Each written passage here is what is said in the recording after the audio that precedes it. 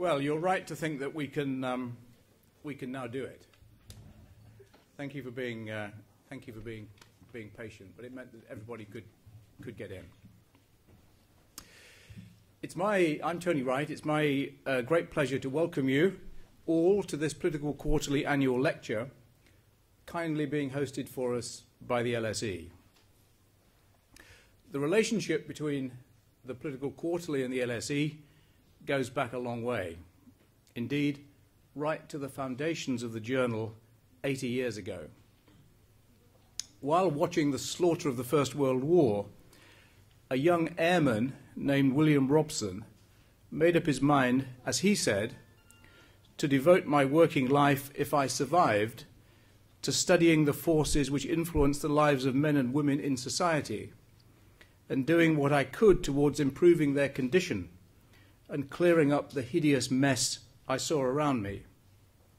He did survive and went on to become the doyen of British public administration, based for a lifetime here at the LSE. His determination to improve the world formed itself into a plan to set up a journal of progressive ideas that would, as he said, provide a bridge between the world of thought and the world of action. So he extracted money from Bernard Shaw, he roped in people like Leonard Woolf, and set up the Political Quarterly. And that's why I say that it's a great pleasure for the journal and the LSE to be united again, because they do go back a very long way. Now, if any of you, like me, were here in 1968,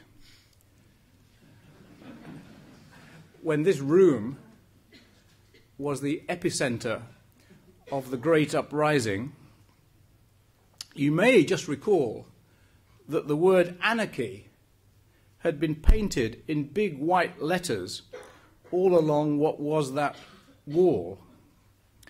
What I particularly remember, though, was that it had been misspelt, which seemed to me somehow significant. I suspect they'd have had even more trouble with Gaddafi. I was supposed not to mention him, but I think I got away with it. In my final year here, I did a course that was called Contemporary Political Thought. Contemporary meant a long time ago, but not as long ago as it might have been. It was taught by someone called Ralph Miliband. One day, he handed me back an essay that I'd done on Lenin's State and Revolution, with the words, "The trouble with you, Wright, is that you're basically a liberal." What he should have said was social democrat, which of course was just as bad. Tonight's lecture is about the present condition and future prospects of social democracy in the wake of the financial crisis and in the prospect of a prolonged period of retrenchment. This is contemporary political thought, and we have a Miliband to take us through it. You know all about David. It's said that Tony Blair worried that he might be too left-wing. Some people in that eccentric version of democracy known as Labour's Electoral College may have thought he was not left-wing enough. The truth is that David is the outstanding social democrat of his generation, in office and out of office. He has thought more deeply about the political tradition than anyone else in politics.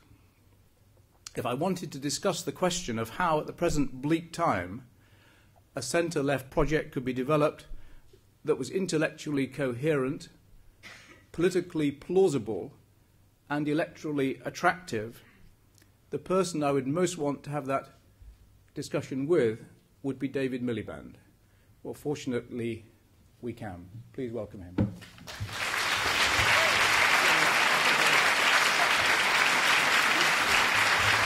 Thank you.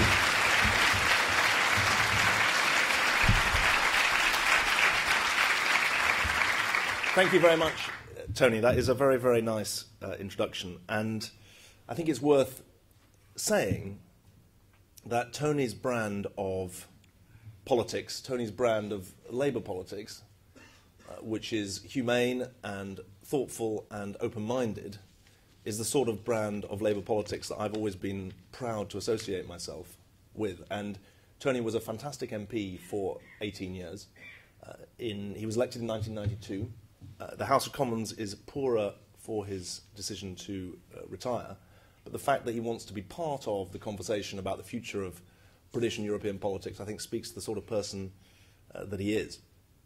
It's also worth saying that the school, the LSE, has a very important part in my family's history. My mum and my dad both studied here. In fact, they met here. My dad taught here for 25 years. He was a student here, first of all, in the 1940s when the LSE was in Cambridge, and then with people like Klaus Moser, and then completed his studies here. He actually taught when Harold Lasky died, I think in 1950 or 1951, Tony. My dad inherited Harold Lasky's course, and it was Harold Lasky who got my dad his first ever teaching job at Roosevelt University in Chicago. And one of the nice things that you're reminded of when you come back to a school like the LSE and when you think about what academics do is that one of my dad's students in the term that he taught at Roosevelt University in Chicago at the end of the 1940s, I think 1949, was Harold Washington, who went on to become the first black mayor of Chicago in, I think, 1984 or 1986. And as I'll try and discuss tonight, the best of the school, and my dad had very mixed emotions about some parts of the school's history, especially in the year of 1968, the best of the school speaks to that interplay of high purpose and practical action that politics should be about. The argument of the lecture tonight, I think, speaks directly to the history of the Political Quarterly and of the LSE. It's that the European left is losing elections on an unprecedented scale because it has lost control of the political agenda to a newly flexible right. But it's also losing key arguments about how to nurture human values in today's connected and competitive global village because it has not responded to changes in economy and society. And I'll also argue that to turn things round, we need to address both the deficit in ideas and organisation that currently confronts the European left. All of that in time for you to catch the global events that will be taking place in Barcelona this evening. And you have my absolute promise, and you can trust me because I'm a politician, you have my absolute promise that you will be out of here by 1945 to catch up with Arsenal's great success that I look forward to later this evening. The Political Quarterly, as Tony implied, was founded in 1930 by people who believed that economic liberalism was not liberal without social justice. The founders of the LSE, by contrast, but also by complement, Sidney and Beatrice Webb, believed passionately that public policy could shape society for the greater good. The Webb's brand of collectivism, high-handed and centralist, as well as high-minded and egalitarian, was intended as an alternative to the challenge of Marxism on the one hand and laissez-faire individualism on the other.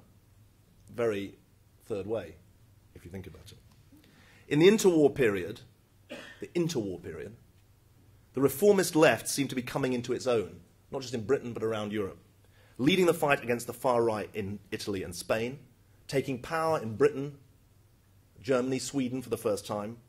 Professor David Marquand has described this period as, quote, an Indian summer of gradualism, the last chance for men and women of compromise and reason to shape their own societies and the international community in the optimistic image of reformist social democracy, unquote. The optimistic image of reformist social democracy. That was Europe before the tragedies of the 1930s and the 1940s. Indian summer, indeed. But it is a very resonant phrase, and it powered the great struggles and the great victories of the post-war period. Donald Sassoon is here and has done more than anyone else to chronicle these in his history of the 100 years of socialism. Those movements achieved nothing less than the creation of the most civilized, egalitarian societies in the world based on individual rights and communal services and communal responsibility. And the question I want to address today is whether that's it. Whether the full employment, fair societies of the post-war period are the best that money can buy. Because it is not glad, confident morning in European social democracy today. Quite the opposite. After a decade of extraordinary, in fact unprecedented success in the 1990s, under the banner that in Britain was called New Labour, reformist social democracy seems to have been put in check by so-called compassionate conservatism. And the question is whether it is checkmate. The right is seeking to emulate the electoral strategies of the left in the 1990s. And the left, in the last decade, has not been able to decide whether to disown those strategies or embrace them, when the key, in fact, is to build on them and learn from them. So, the left is losing elections on a grand scale. The British general election 2010, the second worst result in 80 years. Sweden, also 2010, the worst result since 1911. Germany, 2009, the worst result since the founding of the Federal Republic, with a greater loss of support than any party in the history of the country. France, 2007, the worst result since 1969. Holland, 2009, a traumatic transition from junior coalition partner to opposition. And in Italy, a yo-yo in and out of power with personal and political divisions disabling opposition to Berlusconi. I should assure you, this is a lecture, not a horror show. That is the worst of it that you're going to get to hear. But these 6 countries, with good claim to represent the historic heartland of European social democracy, the home of heroes from Bevan to Gramsci to Brandt to Mitterrand to Olaf Palme, the places where revisionism as a political credo was founded, are now run by the centre-right. And you know the last time this happened in these 6 countries? I asked the House of Commons Library. The answer, not since the First World War has there been this kind of domination from the centre-right in these 6 countries. The whole era of democratic suffrage. Now, the motto of the LSE that we're proud to be in today is, quote, to know the causes of things. And that is exactly the challenge that I want to take up tonight. If you want, and I think by being here you're saying you don't, but if you want to, you can avert your eyes. You can say Spain, Portugal, Greece all have governments of the centre-left, and they do. You can say that Barack Obama and Manmohan Singh show what is possible. And in the United States and in India, they and their governments are struggling manfully to fight the obscurantism of the right. You can say the leaders in these social democratic parties that have lost have been far less popular than their parties. And it's certainly true that Gordon Brown and Mona Sahlin were much less popular than their parties in the recent British and Swedish general elections. But remember, leaders reflect parties as well as lead them. You can say that the right are going to make a terrible mess of their time in government because they're nowhere near as nice as they pretend, and their programmes are confused at best and dangerous at worst. The Chirac-Juppé government, elected in 1995 in France to heal quote-unquote social fracture, quickly exacerbated social tension, and the left was back in 1997. But in my view, while all that is true, it's not enough. Just ask the social democratic parties in France, Germany and Sweden, who have lost twice in the noughties. My view is that after we've considered all the contingent factors, all the cultural differences, after we've forsworn the option of accepting that in fact we're wrong, and there's nothing better in politics than is offered by the right, there is a fundamental question to be answered. Left parties are losing elections more comprehensively than ever before. They're losing from government and from opposition. They're losing in majoritarian systems and in PR systems.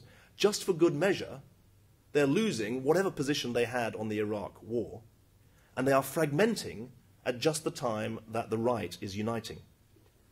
Now, I don't believe this is some kind of accident or some kind of cosmic joke. There are real reasons that need to be understood if we're to move forward on any basis other than waiting for the right to run out of steam. And these reasons, in my view, are only visible if you join the dots between the 6 countries. There's only one place to start, which is where have the voters gone? And my answer is that if you look across the 6 countries, there are 3 groups of voters that we, my side of politics on the centre-left, are losing. All 3 groups have a class base and a set of values that they feel have been violated by the centre-left. First, centre-left parties are losing working-class voters to the far right and to the far left. Just look at the second place for the anti-Islamic party, the Anti-Islamic Party for Freedom in Holland. There are 2 related reasons in which interests and culture are interwoven that explain their support. Voters find immigration to be a very big issue, on which the centre-left is suspect at best and guilty at worst. And they find that their jobs are the first to go in the new economy. That's why it's identity and interest together. So while the Front National started in France in the 1980s as a bigger problem for the right, they and their sister parties around Europe are now a bigger problem for the left. And in some PR systems like Germany, there is a double squeeze. A squeeze on voters from the right, but also a squeeze from the left. This splintering and the coalition politics it invites, the so-called plural left in France, red-green left in Sweden, is an electoral problem in itself for social democratic parties. But it also has a ripple effect on a second group of voters. Centre-left parties are losing middle-income, swing voters, often young parents, in part because of the coalitions with the left and with the Greens. Just look at Sweden, the heartland of social democracy. Only 1 in 5 Stockholm residents voted for the Social Democrats. The figure for those in work in Stockholm, biggest city in Sweden, is nearly 1 in 10, 13%. Only half of trade unionists voted for the Social Democrats in Sweden. And a third of those voters who turned their backs on the Social Democrats did so, they say, because of their alliance with the left party. Now, the primary reason for this is tax and spending. These voters have a decent lifestyle, a good lifestyle, and they don't want to lose it. They certainly don't want to trade it in for more generous welfare systems. In Britain, median wages stagnated after the dot-com crash. In other words, well before the financial crisis. And this is the squeezed middle, whose position Ed has effectively highlighted in the last few months. Centre-left parties are, though, in addition, losing a third group of voters. Often middle class, but often young voters who feel turned off the compromises of power. They have no truck with the right, but they want a distinct alternative to the established parties. And those of us who've been in government have to recognise this group as well. In Britain, the Green and Lib Dem votes are some signal of this rejection.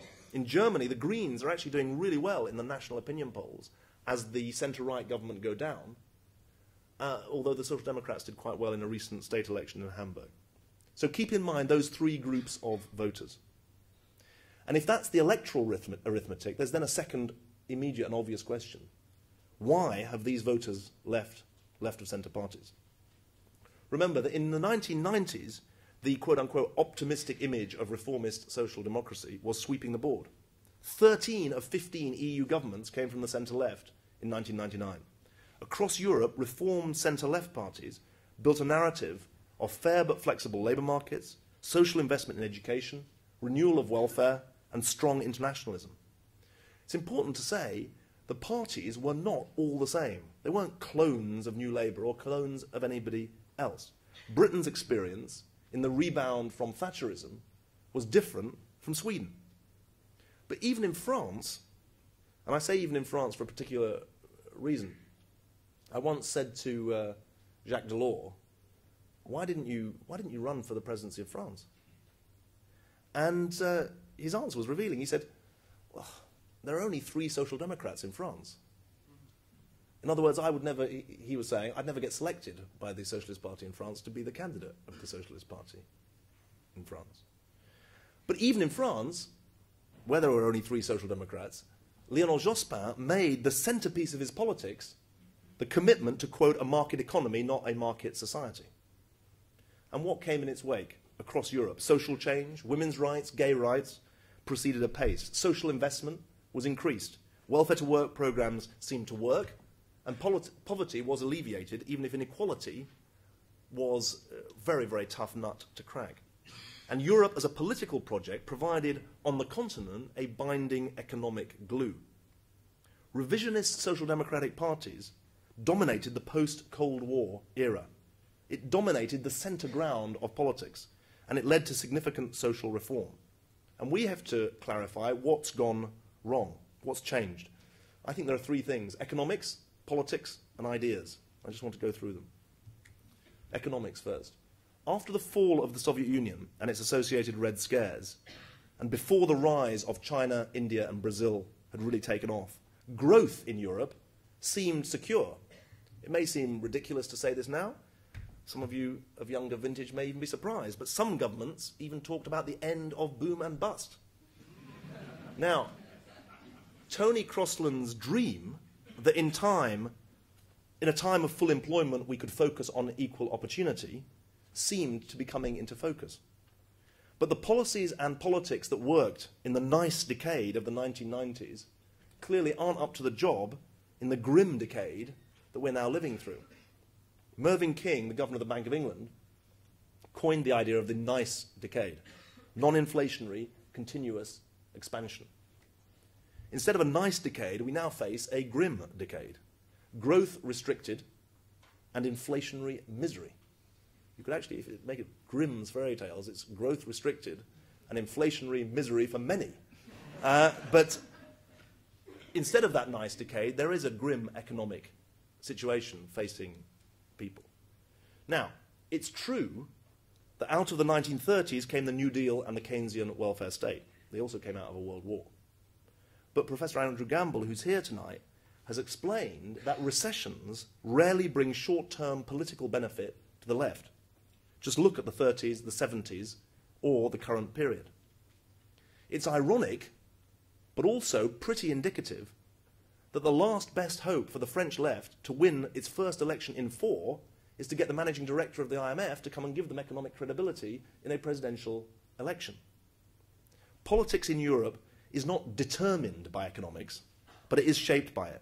And in the face of severe global competition, the crunch on growth and on the distribution of its rewards has consequences.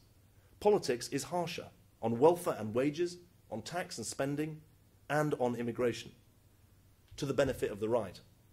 And the increased budget deficits, the symptom of the expansionary budgetary antidote to slump, the necessary symptom of the antidote to slump, has provided a new and simple rationale for the centre-right to cut the deficit. So economics is important, but I think it would be foolish not to recognise a second and decisive factor in the recent losses of the centre-left, and that is the electoral detoxification of the right. After its successive beatings from Clinton, Blair, Persson, Koch, Prodi, Schroeder, the right regrouped. George Bush, actually, showed how to win, kind of. Win without necessarily getting more votes. But he showed how to win, kind of, when he ran as a compassionate conservative, so-called. He ran against the Republican East Coast establishment. He championed education and even progressive immigration reform in the US. In Europe, parties of the right realized they'd been pushed off the center ground. And they didn't stand still, they responded. Where once they seemed completely antediluvian on social issues, they embraced a new world of equal gay and women's rights. Where they seemed in hock to the rich, they upped the rhetoric against the unacceptable faces of capitalism. It wasn't President Hu of China who told the Davos meeting this year that, quote, globalization gave rise to a world in which everything was given to financial capital and almost nothing to labor, in which those who lived on unearned income left the workers far behind. That was not President Hu, that was President Sarkozy of France. And where they seemed out of touch, the right, with the modern world, as in the UK, they went green to try and show they were in touch. Where they seemed plain antipathetic to the national character, as in Sweden, they accommodated to the centre ground. Swedish Conservatives went from a 15% share of the vote in 2002 to becoming a twice-election-winning alliance with the centre-right in 2006 and 2010. In other words, they triangulated back against the reformed left. Their slogan was not old right or new left, but new right.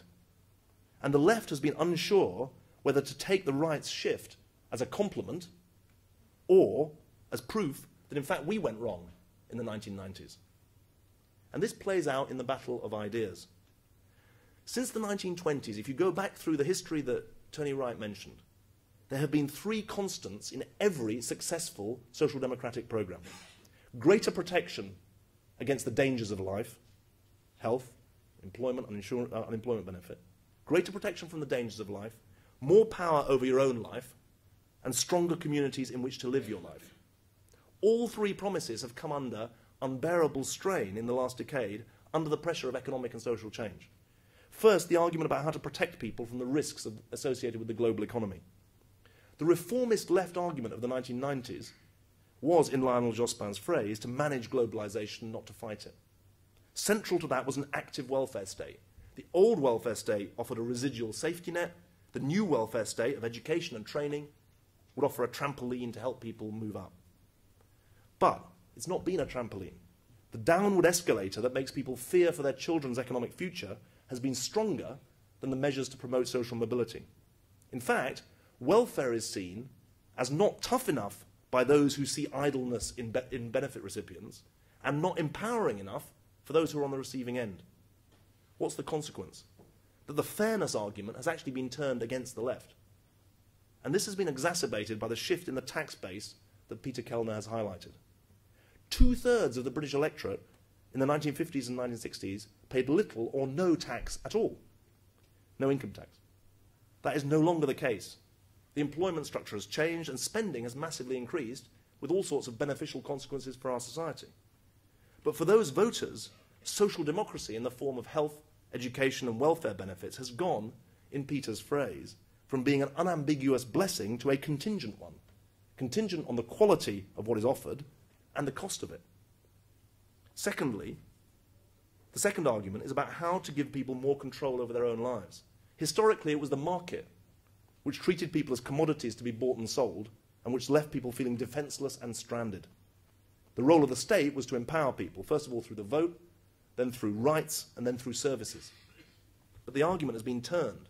The very success of social democrats in arguing for an extended role for government means that the understanding that people had of the market, that it was a good servant but a bad master, is now applied to government, not to the market. That's the explanation that I have for how a market failure like the financial crisis gets turned against the left and is seen as a crisis of regulation, not a crisis of market failure. The association of the left with the state has become a stick with which it is beaten. And the very expansion of the role of government to meet popular demand has made it more vulnerable to the charge that the state is a powerful ogre, not a flimsy line of defence. And the tragedy in a country like Britain, after 13 years of Labour government, is that it takes a Tory government to remind people why it was worth having a Labour government in the first place. The electoral consequence, though, is that thus far in the 21st century, the investment argument has been turned against the left as well.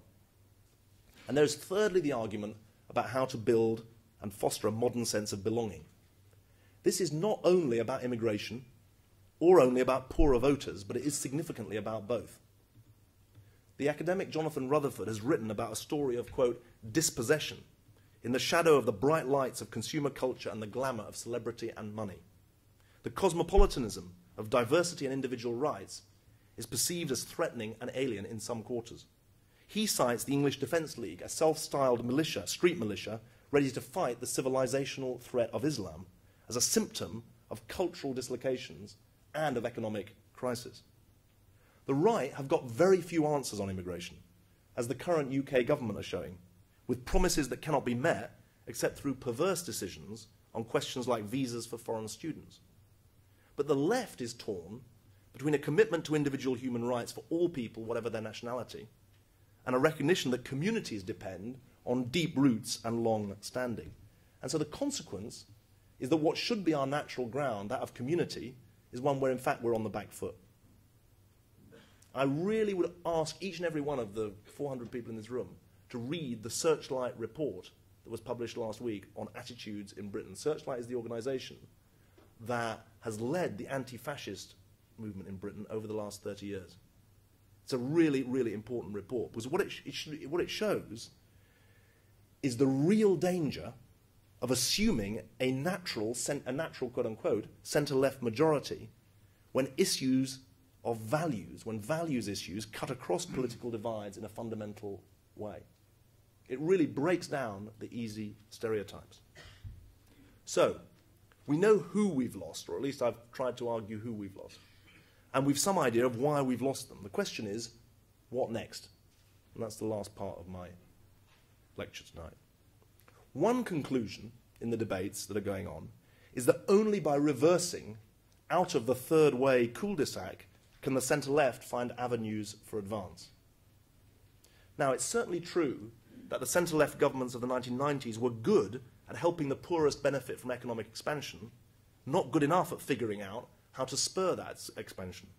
They were good at preaching responsibility for those on welfare, not good enough at demanding responsibility from those at the top of society. They were good, we were good, at the analysis of an enabling state, but not good enough at bringing it about. Good at the rhetoric of public sector reform, not good enough at delineating how both planning and markets are necessary for an effective public sector. And we were good at building electoral machines, not good enough at building movements of social change that had real endurance. But in response to the suggestion that the best thing we can do is reverse out of the third way cul-de-sac, I give you my strategic view. It's essentially the opposite of that conclusion. The revisionism that was entailed in the renewal of left parties in the 1990s was essential for them to become viable parties of government in the first place. It is not the new doctrines of the 1990s that made these parties unviable. In fact, these doctrines staved off unviability for parties that had become very good at losing elections in the 1970s and 80s.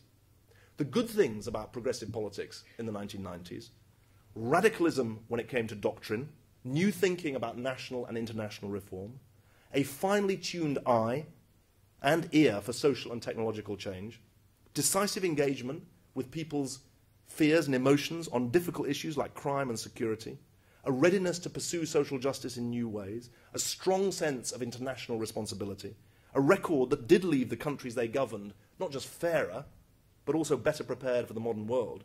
Those are the basis for winning again. In other words, only a post-New Labour brand of European social democracy, building on success, not a pre-New Labour stance, can address the weaknesses that were left and exist today. Now, it's important to say that the route map to victory is far from straightforward. It requires reconnection with disenchanted electorates through new ideas, new mechanisms of organisation, and renewed political strategies that are appropriate in each country. My starting point is to go back to a text written after an even more crushing defeat for the British Labour Party in 1931. Crushing because we'd split in half before we were defeated.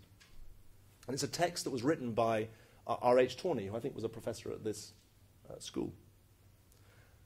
He said after 1931 that Labour needed, quote, a common view of the life proper to human beings.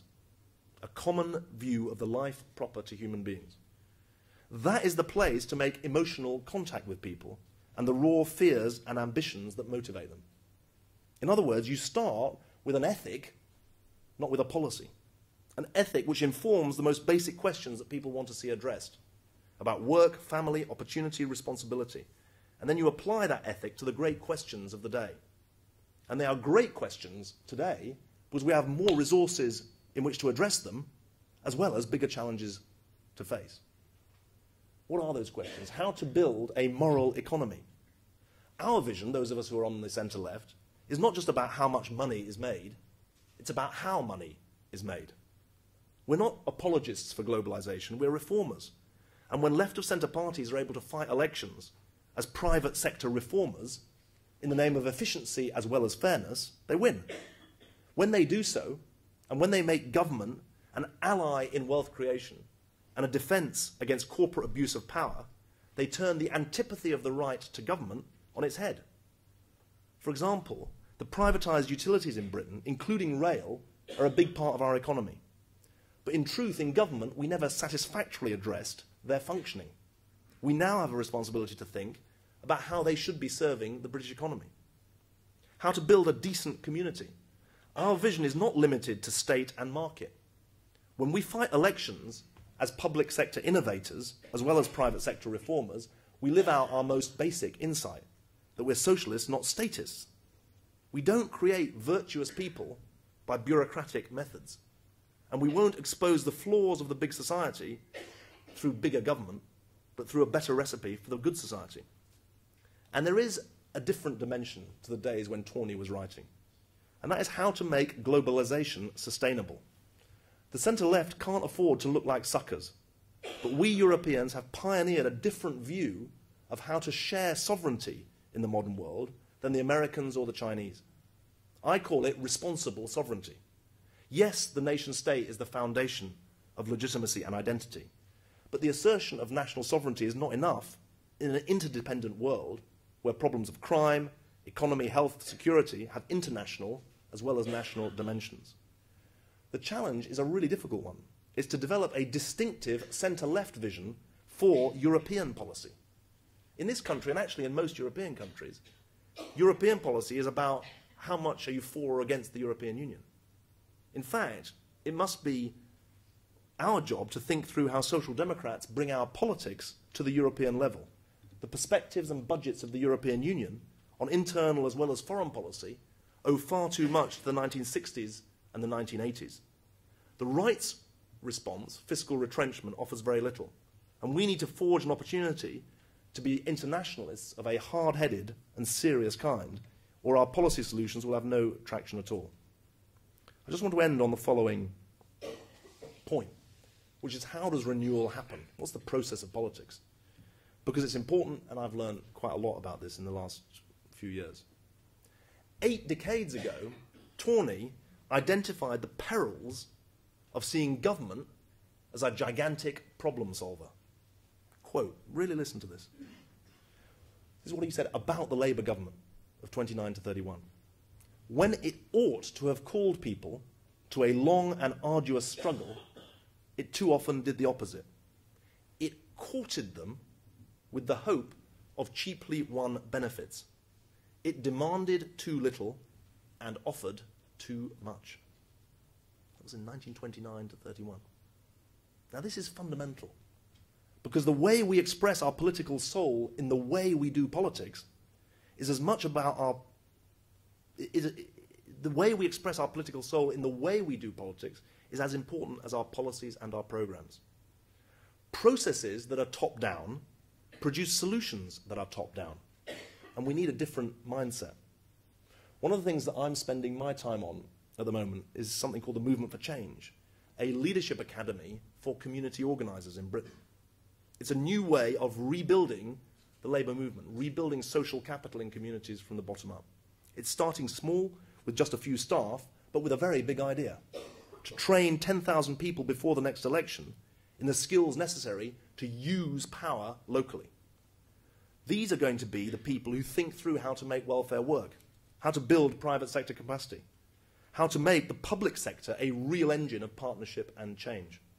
Above all, they will help build confidence in communities to be players and not just spectators in the dramas of life. And we're living through a period when, across the Middle East and North Africa, an incredible generation of people are showing what it means to be players and not just spectators in the dramas of life. And frankly, if they can use the technology of an open and connected world to change their world, then we should be able to change ours as well. Because if you think about it, this period, the 2010s, should be a time when the reformist left is actually coming into its own. The realities of an interdependent world speak to the deepest traditions of progressive politics. The rationale of the centre-left is really important. It is not that we are forced to share the world with each other. It's that by sharing the world, we create rather than divide. It's a fundamental moral point. Because this is a world of shared risk, from wages to avian flu to terrorism. It's a world of shared identities, a growing global consciousness of what it means to be human. How else can you explain how the self-immolation of a fruit seller in Tunisia sparks a crisis of legitimacy right across the Arab world? And it's increasingly a world with increasing resources for shared action, involving government, but not restricted to government. And that is what we were founded to create. Because, as the new Clause 4 says, together we achieve more than we can alone. Now we need to do it in new ways. And that should inspire us, not depress us. Because although the right have occupied the terrain of economic competence, it is far from clear, to put it at its most diplomatic, that they have any answers at all to the fundamental questions of how Europe is going to pay its way in the world. Though they have colonized the politics of community, they are fatally fractured between liberals and libertarians on the one hand, between hug a hoodie and hang 'em and flog 'em on the other hand. They have neutralized the left through compassionate conservatism, but they are fatally broken over the relationship between social concern on the one hand and austerity on the other, which in its practical consequences means the opposite of social concern. So there's a lot to fight for and a lot worth fighting for. Because losing elections is not just one of those things. It's damaging for the people we represent, the countries we inhabit, and I would argue for the world we share. Above all, it's not inevitable. That is the real lesson of the last decade, and that is the real promise of the optimistic image of reformist social democracy. Thank you very much indeed.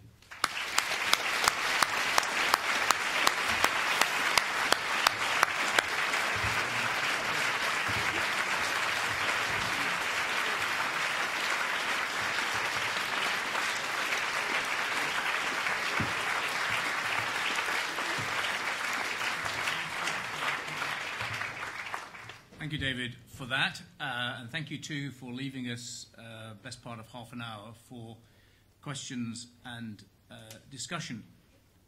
You can tell I'm at the LSE because I've got a note on the desk here which says Guide to Chairing Public Meetings in the Event of Disorder. The first item says, please note that unless you are being physically threatened, it's important that you keep control of the microphone. And goes on to give much other useful advice of the same kind, none of which will be necessary. But if we could have short, crisp points, don't want speeches, please, because we haven't got time. I'll ask David to come in after 2 or 3 together with responses. So and there's a roving microphone. Who wants to start? Yeah. Yes, of course. Good evening. Mr. Miliband, there has been accusations that the composition of the UK government is too heavily skewed towards public school educated politicians. Do you think it's right for the government to act upon this in any way? And if so, how would you feel is best to act upon this? Thanks. I'll just take 2 or 3 more. Yep. By saying that basically New Labour was neutralised by compassionate conservatism, aren't you in the danger of being seen as shelving your own responsibility, that New Labour wasn't in fact enough of a rebound from Thatcherism, that your ethics certainly got blurred, perhaps no more clearly than in perhaps certain leading members' dealings with Libya and other countries like that? Where was the ethic in your foreign policy? Isn't it that you have got to detoxify your brand before you can even go any further? Thanks. A couple more, yeah.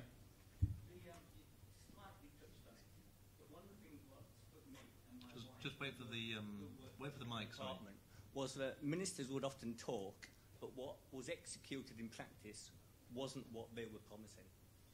And surely that is what turned off so many voters against the Labour Party.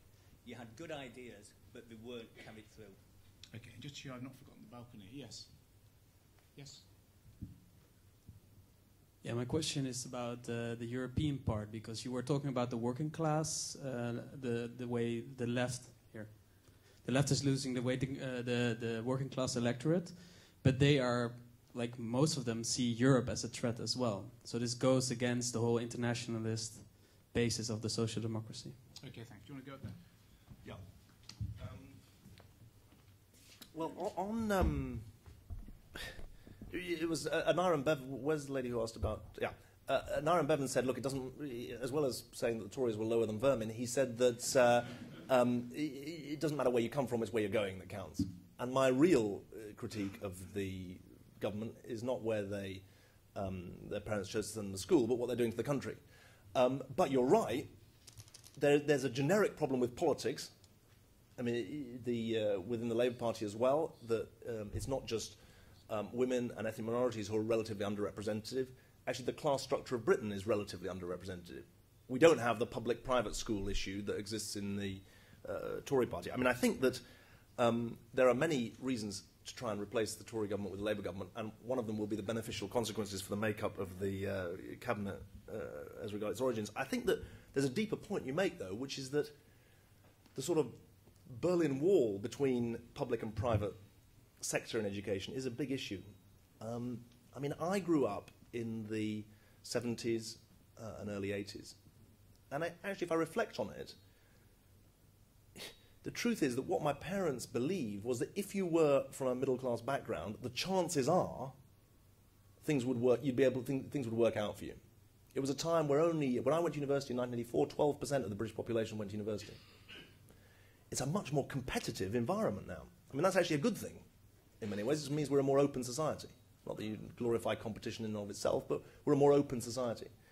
But it means that there is more effort to preserve privilege. That's why it's been so hard to shift social mobility indicators. And the public-private divide in education is an unusual one in this country compared to other countries. There's unusual depth and breadth. And some of the things that have been done to not just improve the state sector of education, but to build partnerships and actually bring some private schools into the state sector are good. But there's still some pretty big thinking on that. One of the things I'm doing is teaching at my old comprehensive. I was there this morning, teaching a class on the powers of the Prime Minister and cabinet government. And the last two Prime Ministers compared. I mean, it's interesting to think about those 14 students doing AS level, and then I'm going to help them through to A level. I'm not teaching the whole course at all. I'm teaching one class a fortnight to them. But it's interesting the amount of emphasis that's being put in my old school on networking those youngsters into the universities that decision-making processes. Because the truth is, a lot of their parents, in most cases, their parents didn't go to university, and they don't really. It's hard to know where to start when you're looking at the obstacle course to get into university, and I think that's a big thing that we've got to do. I mean, the first thing I say is, remember, I was describing to the gentleman who asked about, isn't it all our own fault? I mean, the trends I'm referring to aren't just about this country. They're about 6 European countries. And in a way, if it was as easy as saying, look, if we hadn't invaded Iraq, we'd still be winning elections, that would be comforting, but I don't think it's true. I think there are deeper things going on. And that's why I'd say, look, of course we should be self-critical. And some of the things that I said in my lecture about preaching responsibility and practicing at the top as well as the bottom of society, about being more confident, about the need to reform the private sector as well as the public sector, I think speak to some of those issues. I mean, if we get another question on foreign policy, I'm very happy to give a long answer on that as well. I think that's a really important point the gentleman made. He said, look, you didn't implement there was an implementation gap. I tell you, I have a slightly different perspective on it, which is that we, in the end, made a lot of difference in a lot of areas, rather than making spectacular difference in a few areas. If you think about the constitutional reforms, we went halfway, really, to reforming the Constitution of Britain. Maybe a third of the way, depending on your point of view. On education, we did really a lot up to age 14, not much beyond that. On health, I would actually say we made qualitative change. In the health service, in 1997, the debate was, can we have a tax-funded health service? I honestly believe that's the one area where you can say 10 years, 13 years of sustained engagement, investment and reform really did transform the health service. But in too many other areas, we did little bits of fiddling rather than saying, right, we're really going to make a difference in that. And I think we spread ourselves too thin, and that maybe led to the implementation gap that you referred to. A really important question at the top, and I didn't get a chance to develop this. Remember the three groups of voters I said we'd lost? Working class voters, sort of middle-income swing voters, and sort of people turned off the compromises of power.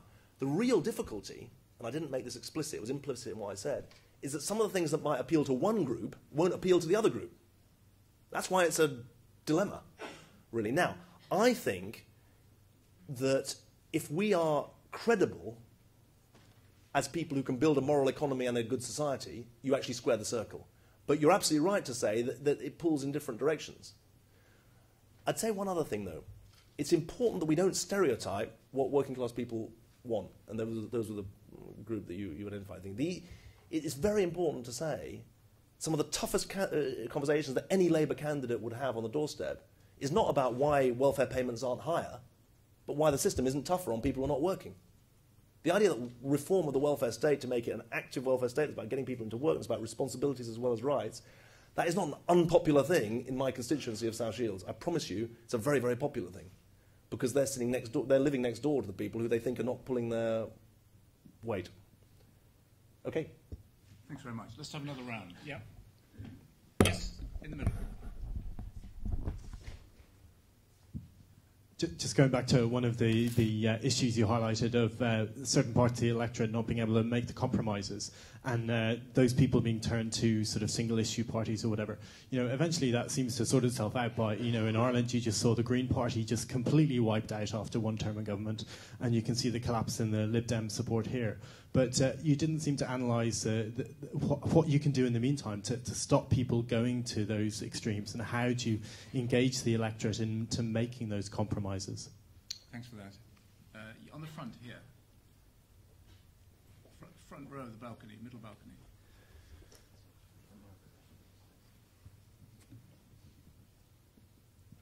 My question is more as an international student. In light of the more stringent immigration policies that are coming into effect, what do you see as the effect on institutions such as this one, where a lot of the human capital actually comes from the overseas?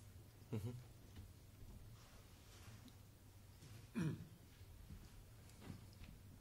You didn't mention much about immigration, David, as a problem in European social democracy. If you look at Italy, why did the left lose the last Italian election? Many Italians would say the biggest reason was the right was tougher on immigration. The same in France, Germany, Sweden, this country, many others. What can and should the left say about immigration? And linking that to the EU, because the EU is often blamed for enabling more immigration. How can we stop that turning people against the EU? Thanks. I'll just take one more. Yes? Yes. Just pause for a second. There we go. Thank you for really bringing a refreshing and necessary look at what I think the Labour Party's got to start thinking about now. Would you agree that the LSE itself has forgotten that its full title is the London School of Economics and Political Science? And shouldn't we be doing something about it here and make LSE a place from which your sort of thinking and ideas can start re-emerging again? Well, it would be very comforting. If it's all the LSE's fault, I would be very...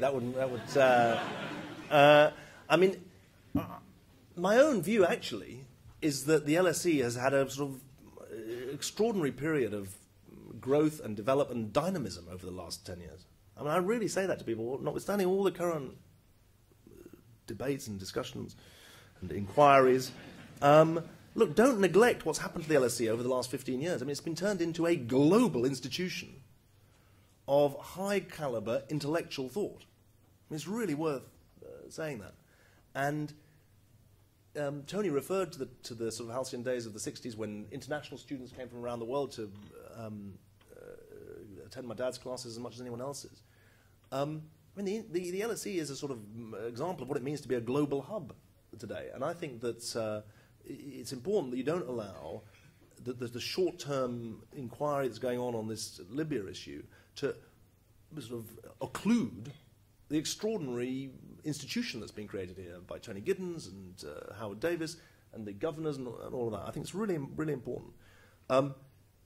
The LSE, though, wasn't set up with the explicit purpose of helping the left win elections. I mean, that was a sort of sotto voce, maybe, part of it. And remember, one of the things that I'm most proud of about my dad, I'm proud of him for all sorts of reasons, but he was a brilliant teacher of right-wing politics, even though he massively, violently disagreed with it. I mean, it was really... his inaugural lecture at Leeds when he went there to become professor of politics in 1973 was about was called Teaching Politics in an Age of Crisis. It's a fantastic lecture. And one of the parts of it is about why and how, as a Marxist, did he teach Burke, right-wing politics from Burke onwards, really. And one of the things that I found most remarkable, when I first started working at the IPPR in the 1990s, I was invited to a lunch at the Institute of Economic Affairs, and by Keith Joseph. It must have been, I don't know, Keith Joseph I think passed away in, 94 or 96 maybe. But so it must have been 92 maybe. Oh no, actually even earlier. It might have been, because I started the IPPR in 1989, and so it might have been earlier than that. And Keith Joseph invited, so I thought it'd be interesting. And I was put there, sat off, and he said, I want you to know that I went to attend, he was the Leeds MP, Keith Joseph. He said, I attended some of your dad's lectures at the LSE. I thought that they were fantastic, even though I disagreed with every word of them. And, that's important, because that's the spirit of academic openness and inquiry that I think is an institution like this should have. And remember the Oakeshots, and there are great figures of the right who've come out of here, Hayek, as well as figures on the centre-left. Let me just deal with the immigration. I mean, I think, Charles, if you do a word search on the 4,236 words in my speech, their immigration appears quite a lot. Now, it's a real issue, and it needs to be thought through as it interweaves issues of identity and economics. I think that's the first thing that I would say. Secondly, excuse me, the lady who said immigration makes our institutions and our countries massively more worth living in, massively richer in the most broadest sense. I agree. I subscribe to entirely. If you've come from abroad, I would say thank you for coming to the UK to study here, and that is what this country should be about, because across centuries this country has benefited from people coming here. I mean, I should know that, since I'm the first person in my family to be born in this country. I've also got letters from Harold Laski, when he was chairman of the Labour Party, to the Home Secretary in the 1945 Labour government, asking that my grandfather be given a right to come back to live in this country, an immigration application for my grandfather. And the letters back from Tutor Reid, who was the Home Secretary in the 1945 government, say, I'm sorry, we can't let him in because we haven't got enough room. So I know both sides of this. And just to really make the story amazing, Tutor Reid was my predecessor but 3 as the MP for South Shields. Right, so there's always going to have to be a managed immigration system. And one of the things that's difficult is that in the world of the European Union, of course, we have full freedom of movement of people amongst the 27. And I think one of the really tricky things that we're going to have to think about is that a lot of the complaint about immigration and wages is not about immigration from outside the EU, it's about movement from within the EU, which speaks to the degree of economic convergence that exists between different states of the EU. So I think there's an EU, non-EU point. I think, though, what the current government are doing shows you what happens when rhetoric takes the place of thought in the development of policy. Because actually, for a country like Britain that needs to pay its way in the world, higher education is going to be one of the great things about this country. And now we're talking about restricting the number of foreign students coming here, which is completely crazy. I mean, of course, they've got to be coming here to do proper courses. Of course, it's got to be properly regulated, etc., etc. But we don't want to end up cutting ourselves off from the rest of the world. I would feel that quite strongly. And part of the left have got to navigate this. And the most important thing I would say as part of political strategy is if you look evasive, you've had it. Actually, if you're ready to talk about it, you're in the game. And you can find your way through it. It's if you look like you don't want to talk about it that you really are inviting trouble. Just about how do you engage the electorate. I think, well, where's the person who asked about that? Yeah. I think that's a lot about the way we do politics, especially in a country where there's such concentration of power. One of the things that we've got to try and say to people is that and you're right, the Lib Dems are discovering this in spades, is that politics has got to take place in a way that engages people through the sort of dialogue that you were talking about. I think some of the movement for change stuff that we're doing at the moment is part of that. I don't think it's all of that. There'll always be some people who in the end say, look, you've made a decision, I think it's so appalling I can't have anything to do with it. But actually, I think if you show an openness to debate and dialogue, you're in business. And one of the things that I want to try and do through the movement for change is make sure that never again is the left party is vulnerable to the charge that they're the elitist party. Because that's where I think we really get into trouble. You're being terrific with the questioning, which is nice and crisp, which means that we... The answers have been too long, I'm sorry. We should, we should get another quicker. couple of rounds in if you keep behaving yourself in the same way. Yeah, that's right. An arm up there, right-hand side of the balcony. No, just behind. Do you not think that the left is in the mess it is today because it lost its heart and soul by succumbing to the markets? Okay. In the middle? Excuse me.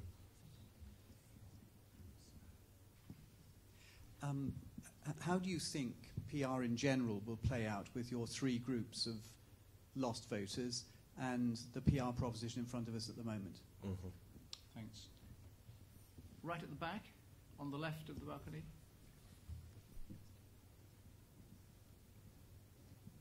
My question is, what's your comment on the Foreign Office's recent efforts in getting the British nationals out of Libya, particularly compared with other countries like France? And what would you have done differently were you still the Foreign Secretary? Thank you. Hang on. I better take a couple more to diffuse the last one. Yeah, okay. I'm interested in hearing a bit more about the movement for change. I'm a councillor in Lambeth, and one of the sort of big ideas we've come up with is the idea of a cooperative council to put power back into the hands of community groups. What I'm interested in is how we turn what some people might see as a sort of organisational programme into something that's actually about the values and recapturing that idea of the good society away from the Conservatives. And then finally. Yeah. I just want to ask a question on the economy in terms of the argument.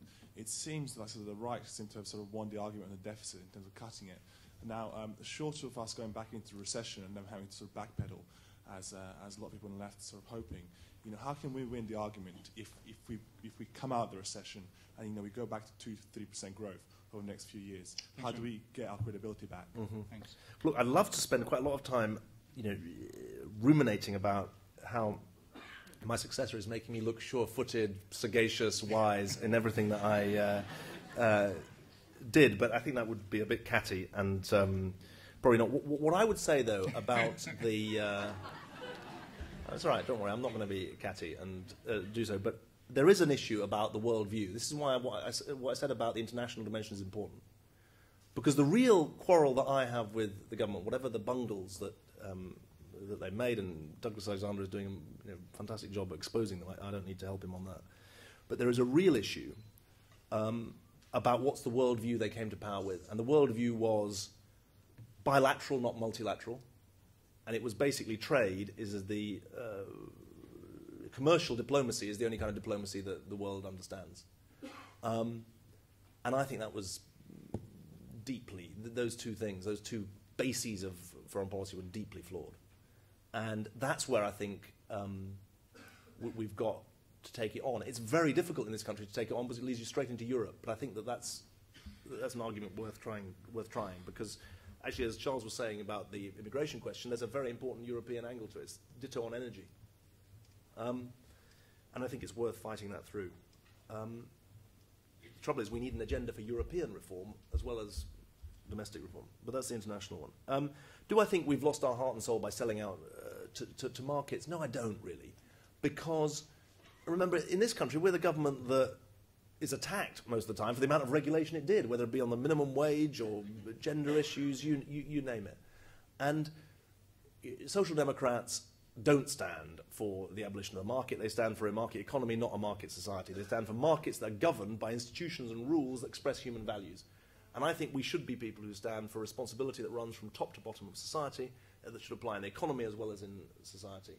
And my view of the social market economy is not that you have a social sector that's good and a market sector that's bad. That doesn't work. You have to have a genuine set of institutions and rules that govern your market economy in a moral way. And I think that's the way forward. On PR, I'm not a supporter of pure proportional representation. I think the alternative vote system, which is not a pure PR system, renders transparent the tactical voting that people have to guess at anyway. And I support the AV referendum. I think it allows people to vote tactically without losing their vote or risking losing their vote.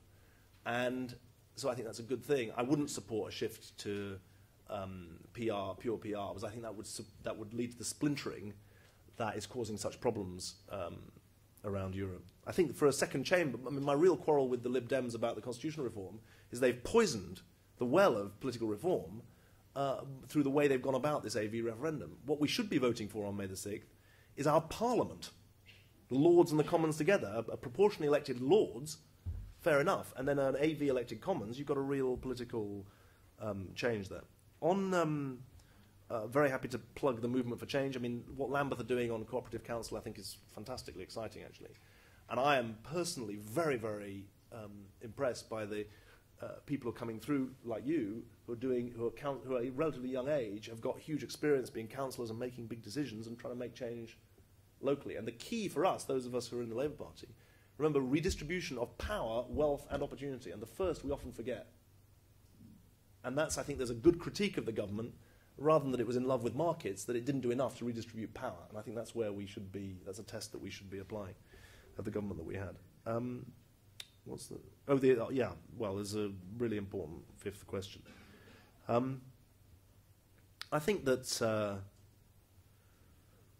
number one, there's obviously, where are you? Yeah. How will the Tory economic experiment play out? But I think we would be very unwise to become a party that hopes for a recession. I think that's a road to disaster. I don't think that's not a good position to be in. Secondly, we've got to speak credibly about how we ended up in the current position. Thirdly, we've got to point out that there are alternatives. Unfortunately, the Obama administration in America is pursuing an alternative strategy. I mean, it'll be ironic that one of the things that may save the British economy is that the Americans are doing a big experiment in Keynesian refinancing. But that's part of the argument as well. But we've got to have a credible analysis of what went wrong, as well as credible plans for what to do instead. Okay. I think we just have two more, because then we're going to run against Barcelona kickoff time. Okay, now who, right at the back, on the bottom here? And I'll take one from the top if someone wants to try and engage my attention. Do you think that Labour lost its moral compass over things like the deal in the desert, and will there be a blowback for the left for some years to come from that? I was going to say I'm looking for a woman, but that could be misconstrued. But I am still looking for a woman. Are you one? I haven't got my glasses.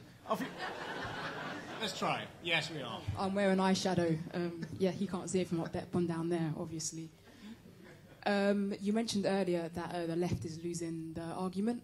I would say that the right are making terrible arguments and they're there for the taking. So are we just losing the way to make arguments and the platforms on which to make arguments on? I'm referring specifically to Rupert Murdoch and B Sky B as well. Thanks very much indeed. Final word, David. Look, really great questions that people are asking.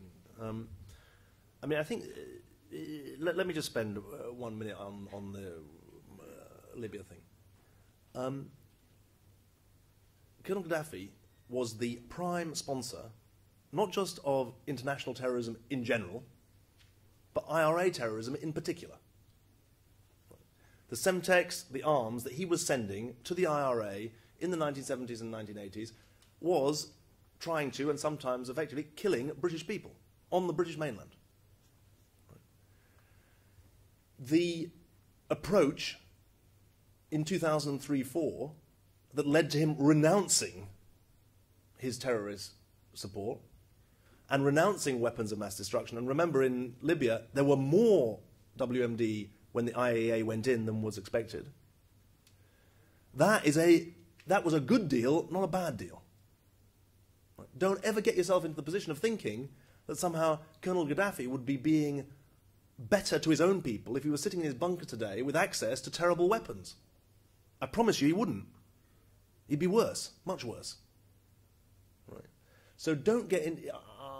I would say very, very strongly that in the aftermath of the Iraq War, with all of its controversies and mistakes and difficulties, the Libyan change from being the prime sponsor of international terrorism to renouncing it was a positive change.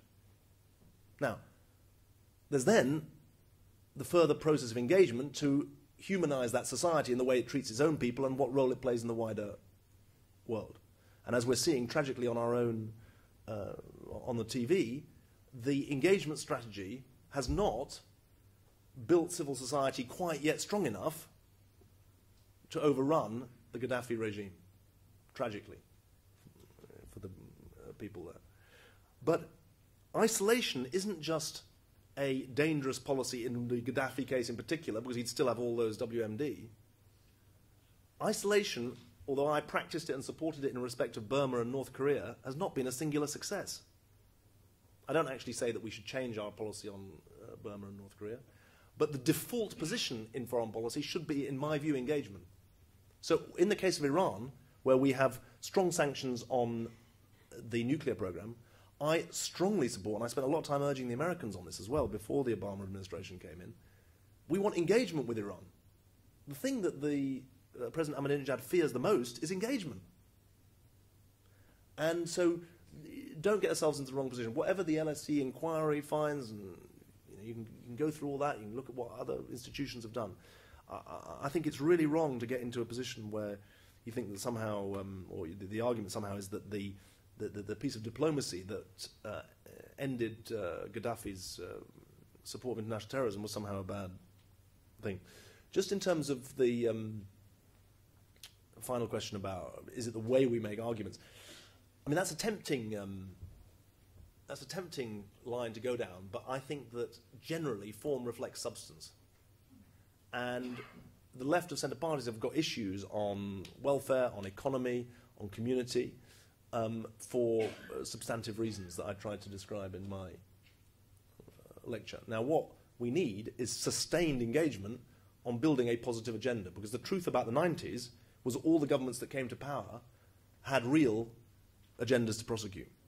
And someone just said to me before the lecture that they'd been reading Alistair Campbell's, I think it was you, Tony, said, you've been reading Alistair's diaries, Alistair Campbell's diaries, and the unexpurgated diaries. And Tony made the point that what comes out of it is politicians who actually had a restless sense of how they changed the country. And that's something that is what makes politics worth doing, and is actually what politics is really all about. Thanks very much. Thank you very much indeed.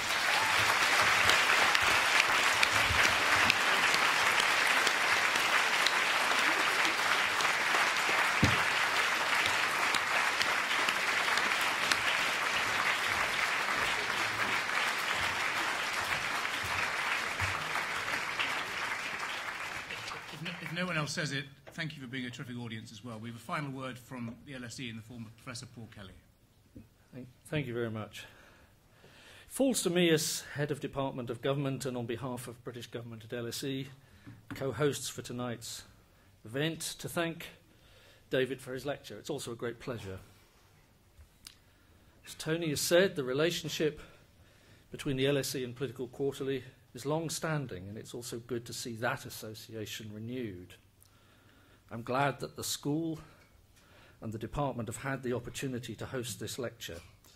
It's fitting that the LSE is the place where we discuss issues and arguments about renewing contemporary British and European politics. That's what British government at LSE is for. David's posed a challenge to the centre-left and to social democrats to think hard and realistically about where we are. But this is a question that is not the exclusive concern of social democrats, and it will require hard thought by all about politics, economics, and ideas. But given the school's association with the third way, this is a good time, and this is an appropriate place to start thinking about the move beyond the third way, and also the search for the moral economy and a good society that David spoke about. And David is an appropriate person to start that debate with us here. So, ladies and gentlemen, please join with me in showing your appreciation for our speaker and for tonight's lecture.